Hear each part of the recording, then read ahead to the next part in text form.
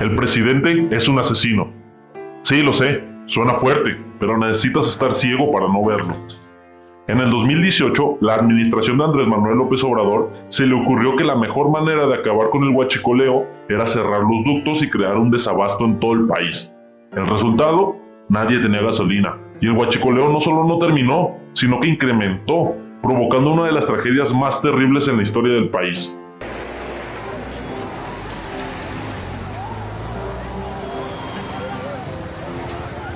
¡Tíralo al piso! Y en salud, ni hablamos. Estamos en medio de la peor crisis de salud en la historia moderna y al viejito senil se le ocurre crear el INSABI, organismo que ni tiene doctores, ni tiene medicinas y solo provocó que los hospitales públicos estuvieran en sus peores condiciones cuando más los necesitábamos. El presidente se comportó como un agachón frente a su homólogo estadounidense Donald Trump y mandó tropas de la Guardia Nacional a encañonar y a amenazar a nuestros hermanos inmigrantes. Y no solo es una vergüenza nacional, es una vergüenza internacional, porque no toma en cuenta ninguna de las calificadoras internacionales, prefiere medir la felicidad del pueblo.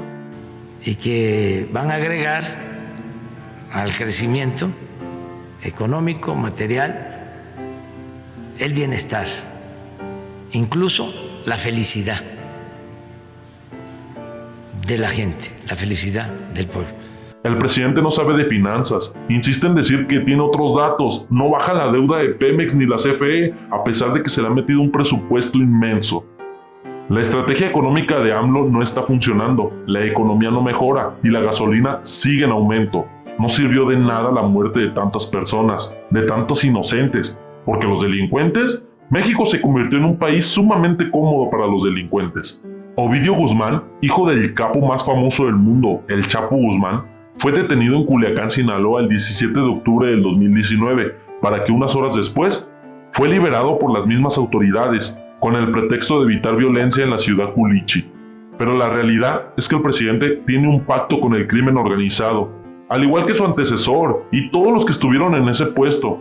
Andrés Manuel tiene razón, no es igual a los demás, es peor. Ya basta de abrazos y abrazos, México necesita acciones y soluciones. Soluciones reales. Ahorrar en medicamentos para el cáncer en niños disfrazado de austeridad no es una solución. Cientos de niños se ven en una preocupante incertidumbre de no saber si llegarán vivos a final del mes. La austeridad no nos está ahorrando dinero, está asesinando niños y niñas que para el presidente no existen, donde ha demeritado el movimiento del feminismo en múltiples ocasiones. Ni siquiera es consciente de lo que exigen. La simulación sobre el feminismo, empiezo a escuchar, rompe el pacto.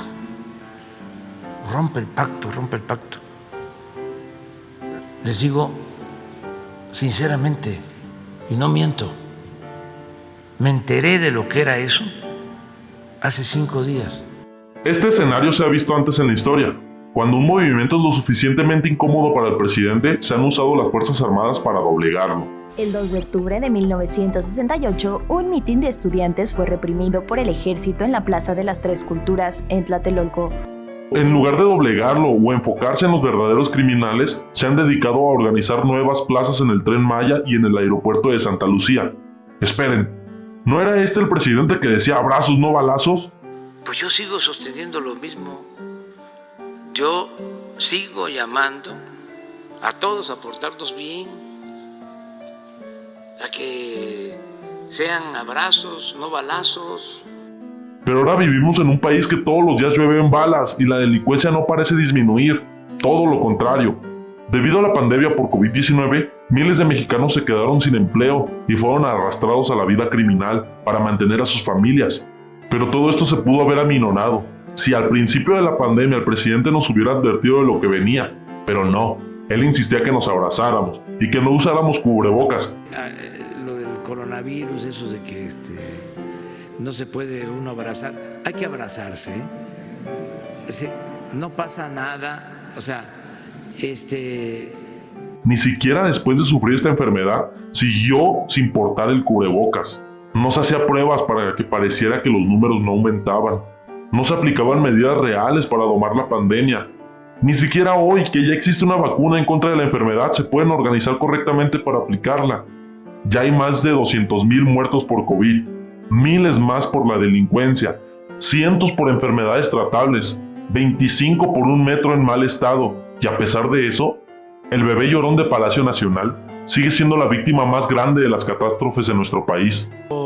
Lamento que los medios de información en el país estén tan obcecados en atacar al gobierno que represento.